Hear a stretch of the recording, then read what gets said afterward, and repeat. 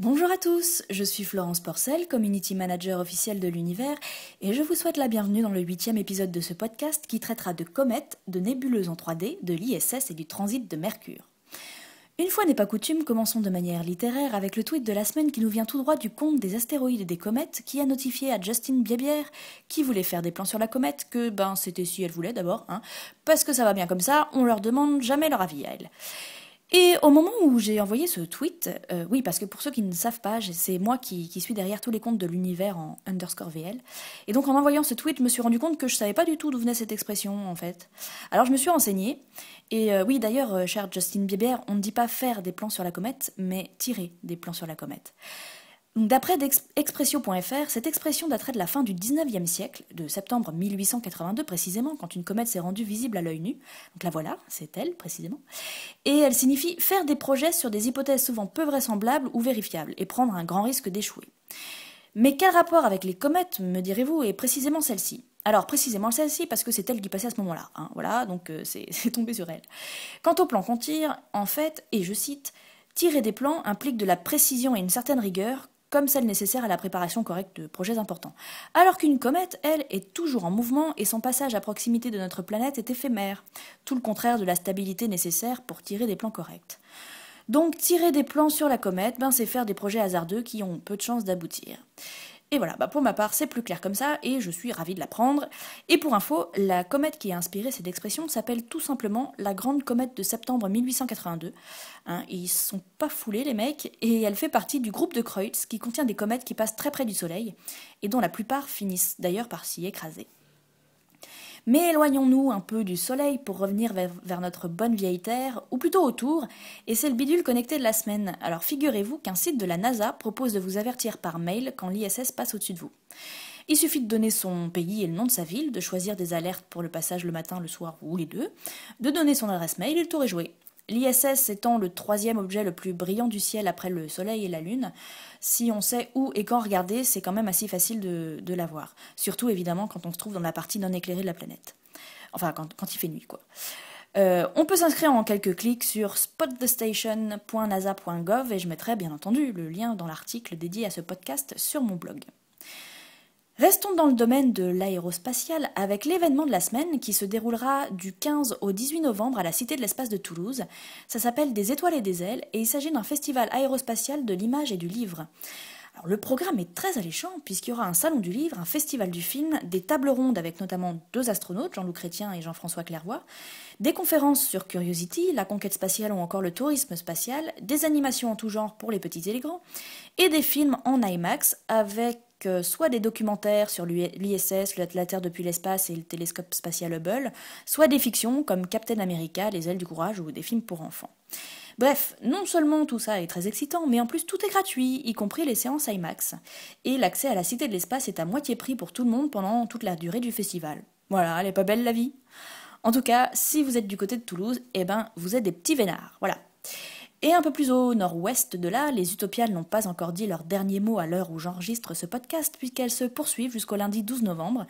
Ce festival international de la science-fiction peut se suivre sur Twitter avec le hashtag UTOS 2012, si vous êtes comme moi, loin de Nantes.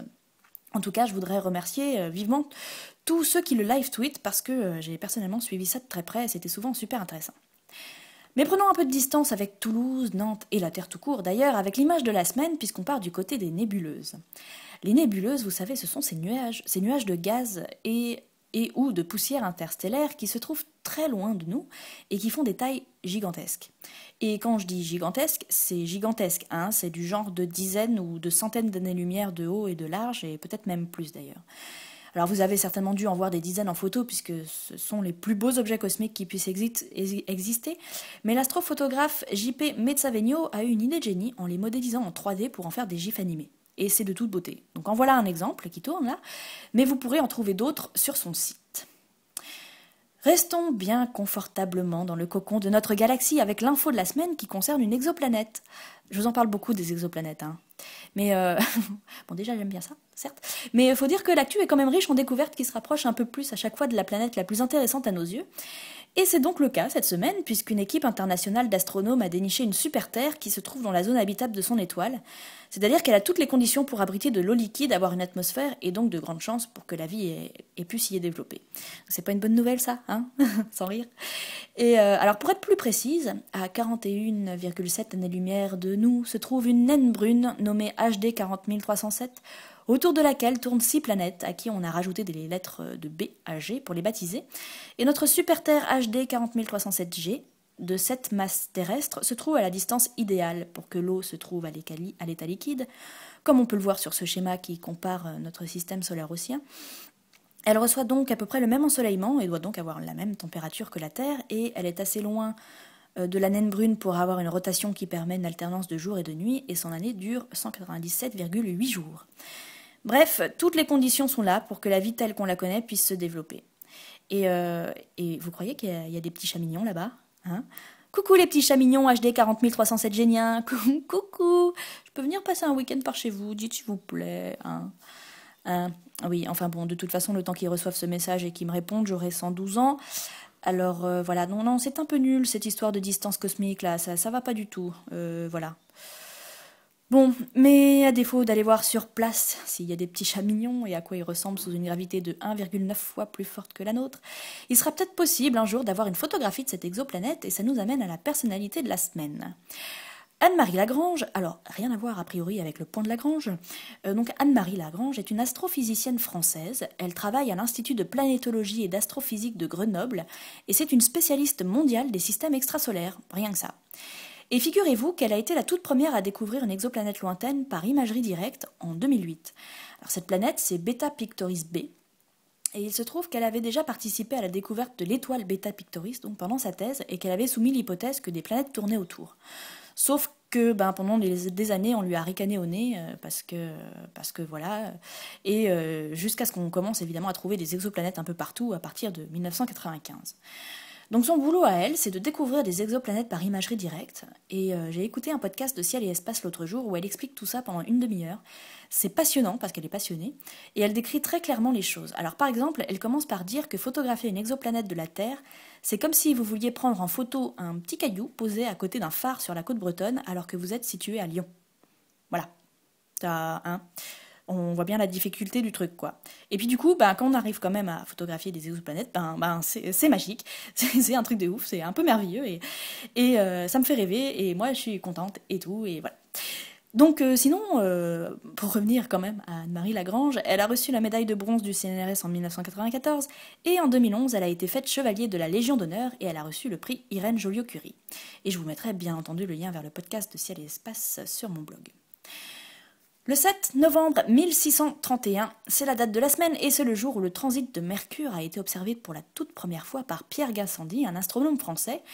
Et donc un transit, en l'occurrence de Mercure, c'est le fait de voir passer Mercure devant le Soleil par rapport à la Terre, ce qui nous permet de la voir en ombre chinoise.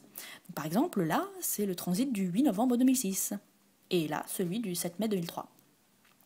Comme Mercure est très proche du Soleil, elle tourne très vite autour, et son année dure 88 jours, et donc les transits sont assez fréquents, il y en a 13 à 14 par siècle. D'ailleurs, le prochain, si vous voulez y assister, ce sera le 9 mai 2016 entre 11h12 et 18h42, c'est à des horaires du bureau, c'est un petit peu embêtant, mais bon. Et alors, deux petites infos un peu what the fuck pour rigoler. Vous savez qu'un transit de Mercure pendant une éclicse solaire est très rare ?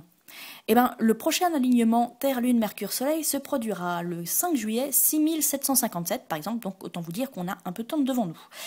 Et autre info un petit peu rigolote, les transits simultanés de Vénus et de Mercure sont encore plus rares.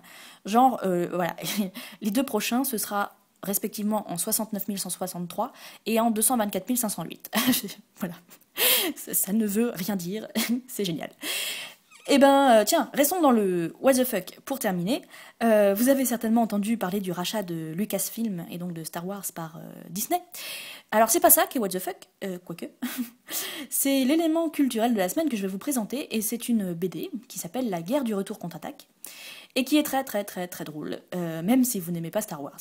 C'est pas une histoire, hein, c'est une succession de gags qui reprennent les personnages de la guerre des étoiles, que je déconseillerais personnellement aux moins de 12 ans, parce que voilà, pour le coup, c'est pas du Disney. Mais il y a vraiment un fou rire par page, c'est top. Alors c'est par Thierry Vivien aux éditions Jungle, c'est sorti cette année et ça coûte 15 €. Et je pense que c'est une bonne idée de cadeau de Noël pour geek.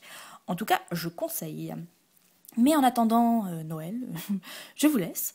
Je prends quand même le temps de vous tous vous remercier pour ça. Alors n'hésitez pas à mettre une note sur iTunes et à y laisser un petit commentaire, ça me fait toujours vraiment plaisir. Et bien sûr, comme toutes les semaines, vous pouvez me retrouver tous les dimanches dans le 20-20h à 20h sur France 5. À la semaine prochaine!